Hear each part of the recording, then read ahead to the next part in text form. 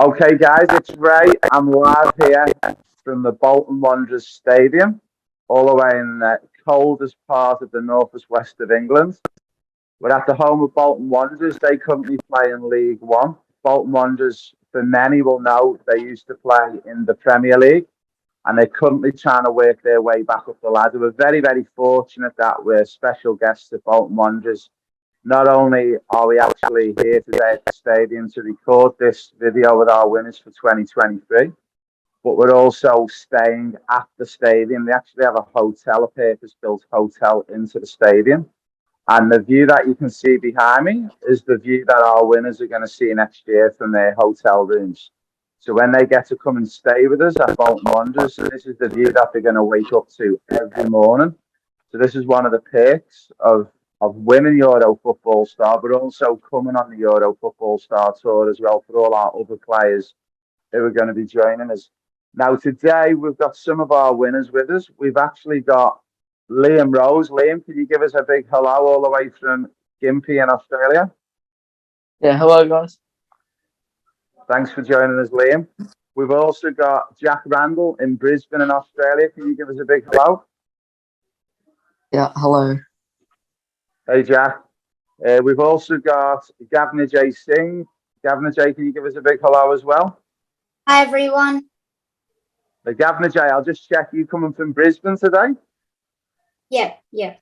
Brilliant, mate. Gavynjay, for those that probably won't know, he attended every single objective test we've done this year. So we weren't quite sure where he was from until we checked his home address. Well done, Gavynjay. And we've also got Abbie Lutton with us as well. And Abbie, I believe, is in the sunny coast. Can you give us a hello, Abbie? Hello. And you're in the Sunshine Coast. Whereabouts in the Sunshine Coast are you, Abbie? Kawana. Kawana. Very, very nice. And we've also got Lachlan Lassig, who's actually from Billawheeler, but I believe Lachlan's away camping at the moment. Whereabouts are you at the moment, Lachlan? We're at Kenya Gorge. Wow, I've never even heard of that place, but it sounds really nice.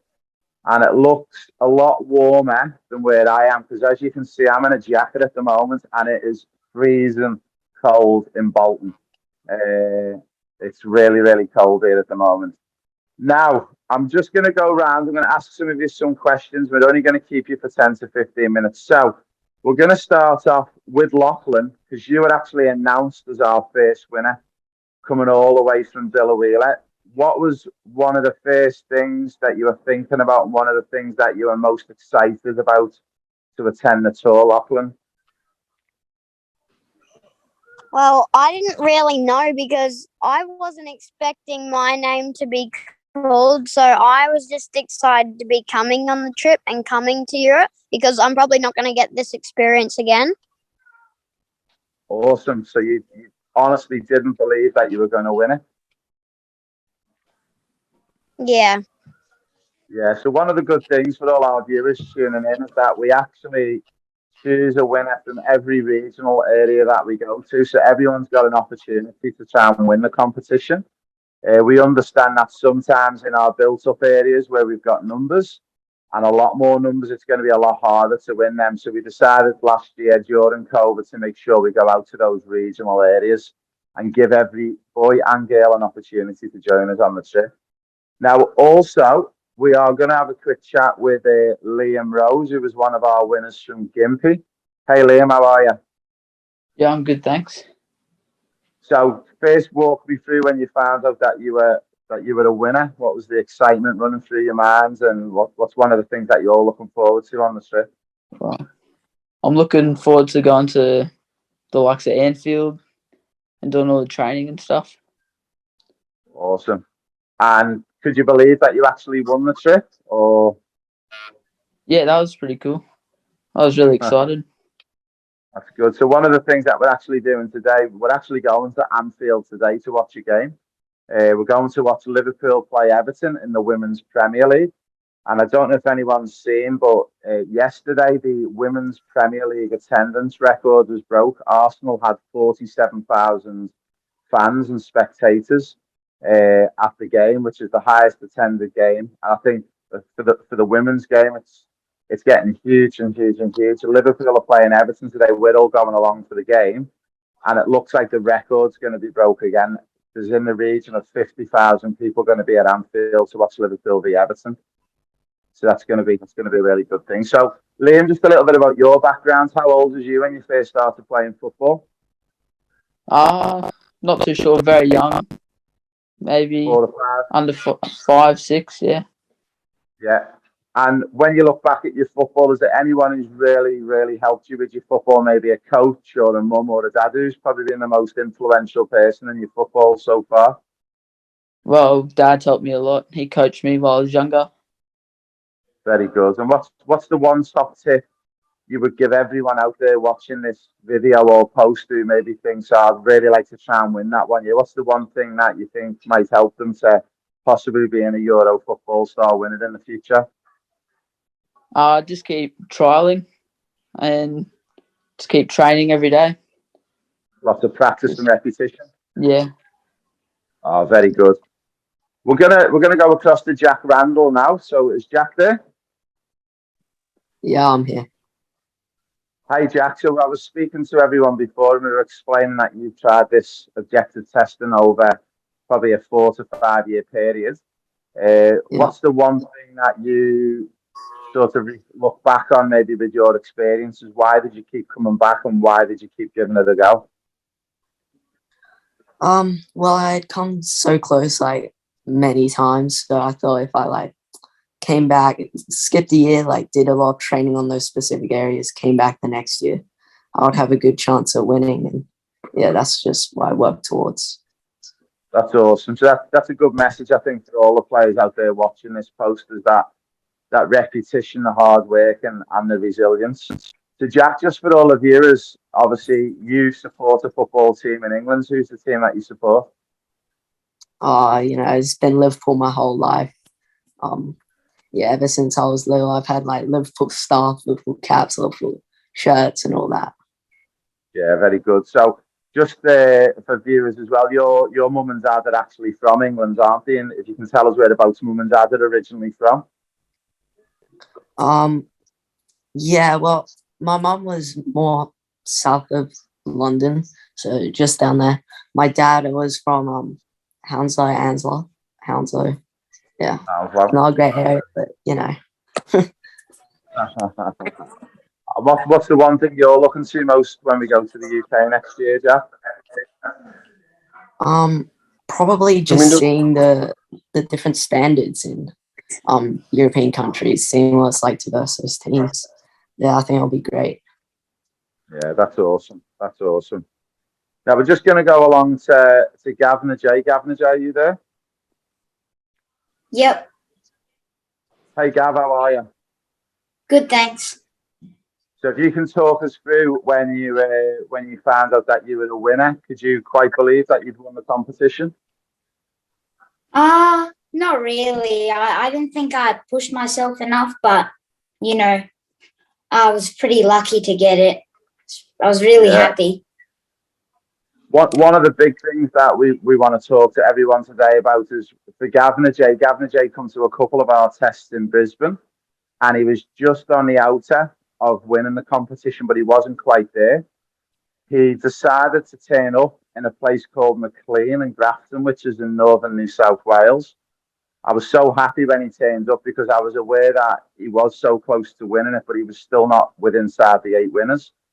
And I had a sneaky feeling when he come that day that he was going to nail that final station that he was struggling with to tip his points over to becoming one of the winners.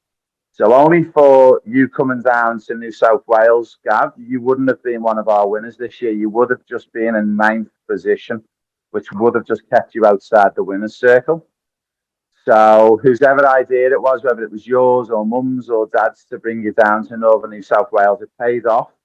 And it's another testament to yourself and mum and dad for those players who work hard and travel that extra kilometre or two to go to football and opportunities that you've managed to win it. Now I can see a red jersey on you there, Gav. Are you a Manchester United fan? Oh, No way. You are a Liverpool fan, so I take it you're going to be looking forward to going to Anfield next year. Definitely. That's awesome. And what's, apart from Liverpool, what's one of the things that you're really looking forward to, Gav, and coming on the tour?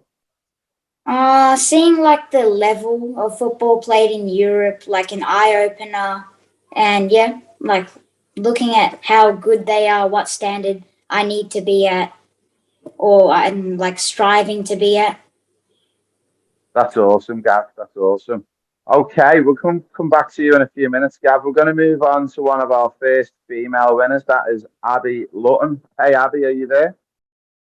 Yeah, I'm here. Hey, Hello. Abbie, how are you, mate? I'm good, thank you. How are you? Very, very good. So I can see straight away you've got a red jersey on, and that doesn't look like a Liverpool jersey. Nah, So can you it's tell Man everyone who you United. support? Manchester United. Man United.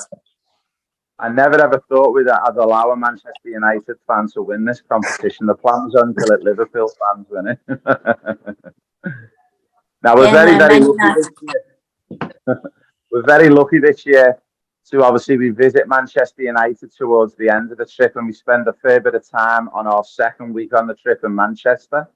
But also part of our trip, we have coaches and staff members travel with us. And this year we've got a coach with us called Greg Brown. Now, for anyone who knows Greg back in Australia, Greg's not only the ex-Matildas coach, he's also an ex-Socceroo, and he's also an ex-Manchester United player as well. And he used to be in the youth system at Manchester United back in the 70s and 80s.